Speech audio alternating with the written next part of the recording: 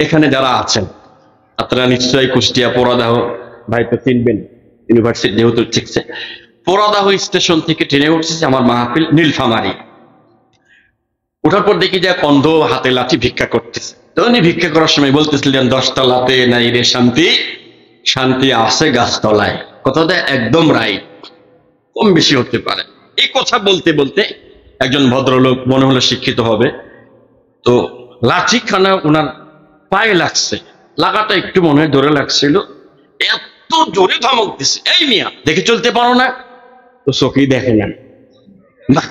তার মানে হলো যত আইন গরিবের বেলায়, কথা কোন ঠিক কি না?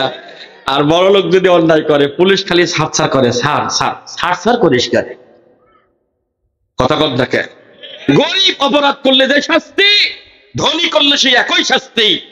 হ্যাঁ, আইন সব তৈরি হয় গরিবের জন্য, বড় লোকের বেলায় হ্যাঁ ইয়া নবী সালাম আলাইকা জিলাপি খেয়ে আসছে, যা হচ্ছে হোক, নাউযুবিল্লাহ। ভাইয়েরা আমার ধমক দিল, আমি উঠে গেলাম। উঠে গিয়ে আঙ্কেলকে বলতেছি, আসসালামু আলাইকুম my dear uncle, how are you, কেমন আছেন? I have a question, please answer me. আমার একটা প্রশ্ন আছে, অ্যানসার দেন। কই বলেন। আপনাকে 10 লক্ষ টাকা দেওয়া হবে, 2টা চক্ষু খুলে অন্ধরে দান করে দেন। কই হুজুর 10 লাখ টাকা আবার দিলে চোখ হয় নাকি? নিয়ামত কি পরিমাণ পাইছেন দেখছেন আপনি? আপনি তো কল্পনাও করতে পারেননি। তারপরে ট্রেনের ভিতরে 2 হাত নাই, তবুও ভিক্ষা করতেছে না।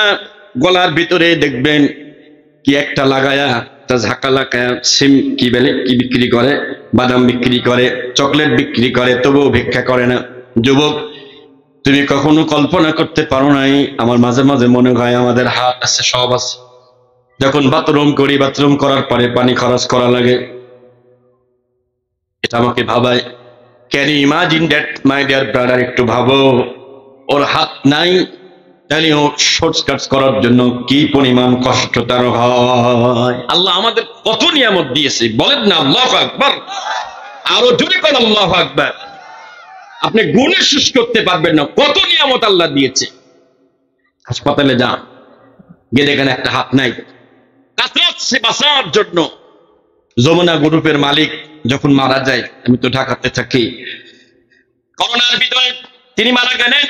মারা যাওয়ার কিছুক্ষণ আগে শ্বাসকষ্ট উঠেছিল, তো তিনি বলেছিলেন ডাক্তার সাহেবকে, ডাক্তার সাহেব আমার যত সম্পদ, আহা ওনার সম্পদ গুণে শেষ করা যাবে না, একই দাগে 1200 বিঘা জমি। আসছেন, তিনি বলেছেন ডাক্তার সাহেব আমার শ্বাসকষ্ট করতে, শুধু শ্বাসকষ্ট একটু কমায় দেন, বিনিময়ে আমার সমস্ত সম্পদ আপনি লিখে নেন। আল্লাহু আকবার জোরে বলেন। আর আল্লাহর অক্সিজেন আমরা ফ্রি ফ্রি খাচ্ছি। প্রতিদিন প্রায় 2000 টাকার অক্সিজেন একটা বান্দা ফ্রি ফ্রি খায়। কোনদিন কারেন্টের বিলের মতো আমার বাড়িতে বিল আসে নাই। যদি আসতো বলেন তো আমরা কেউ বিল দিতাম ভাই।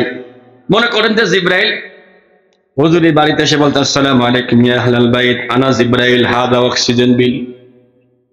এটা যদি বলছো যে এটা অক্সিজেন যা খাইছেন 1 লাখ টাকা বিল হয়েছে, আল্লাহ মাইনাস করে 80,000 মাইনাস করছে, 20,000 টাকা আছে, অক্সিজেন বিল দেন। বিল কি আপনারা কেউ দিতেন নাকি? কি দিতেন? হ্যাঁ বলতে কিল দিতেন, যাই হোক দিতেন, একটা বিল দিতেন না।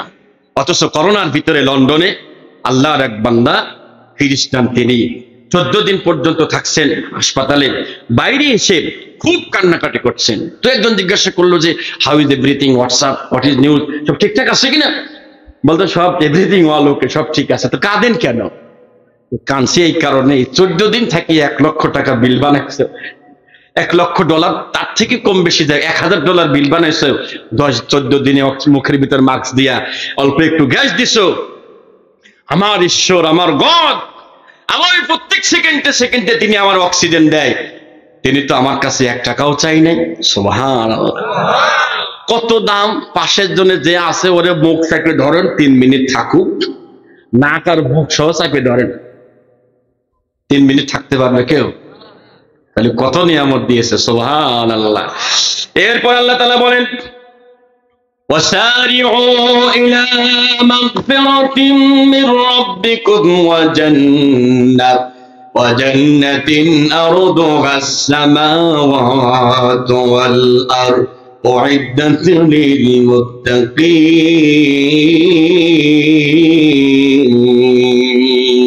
আল্লাহু আকবার। সূরা আলী ইমরান কুরআনুল কারীমের 3 নম্বর সূরা 4 নম্বর পারা 6 নম্বর পৃষ্ঠা 2 নম্বর লাইনের 133 নম্বর আয়াতে কারিমা, ওয়া মানে এবং সারিউ মানে তোমরা দৌড়াও, ইলা মানে সেই দিকে, কোন দিকে? মাগফিরা যেখানে ক্ষমা পাওয়া যায় সেই দিকে দৌড়াও, ওয়া জান্নাত এবং যেখানে জান্নাত পাওয়া যাবে তার জন্য তোমরা প্রতিযোগিতা করো। যেই জান্নাত, যেই ক্ষমা, এটা কে দেবেন? মির রাব্বিকুম, তোমার রবের পক্ষ থেকে ক্ষমা এবং জান্নাতের জন্য তোমরা দৌড়াও। আমি আল্লাহ এমন জান্নাত রেখে দিয়েছি, আরদুহাস সামাওয়াতু ওয়াল আরদ, আসমান জমিন এত বড় প্রশস্ত জান্নাত আল্লাহ, আমি আল্লাহ রেখে দিয়েছি আপনাদের জন্য। সুবহানাল্লাহ, এত বড় জান্নাত, সামাওয়াতু ওয়াল আরদ, আসমান জমিনের এত বড় জায়গা আল্লাহ জান্নাত দিয়ে দেবে কাদের? উইদ্দাত লিল মুত্তাকিন, মুত্তাকিদের জন্য আল্লাহ ওয়াদা রেখেছে এত বড় জান্নাত। আমি ঢাকায় মিরপুরে তাফসীর মাহফিলে কেবলই বলেছি এত বড় জান্নাত আল্লাহ একজনকে দেবেন। এক মুরব্বী লাখ দুইটা কষ্ট, হুজুর এসব ওয়াজ বাদ দেন তো দেখি। কে চাচা? ওই একজনকে যদি আল্লাহ দিয়ে দেয় আমারটা কোন জায়গা হবে? ওরে বাপ রে বাপ, চাচা আজকে ফজর পড়েছেন গো? কত টের পাইনি বাবু, ফজর পড়ে নাই, ওর জায়গা কোন জায়গা হবে ওই চিন্তায় আসে। নাউযুবিল্লাহ বলেন।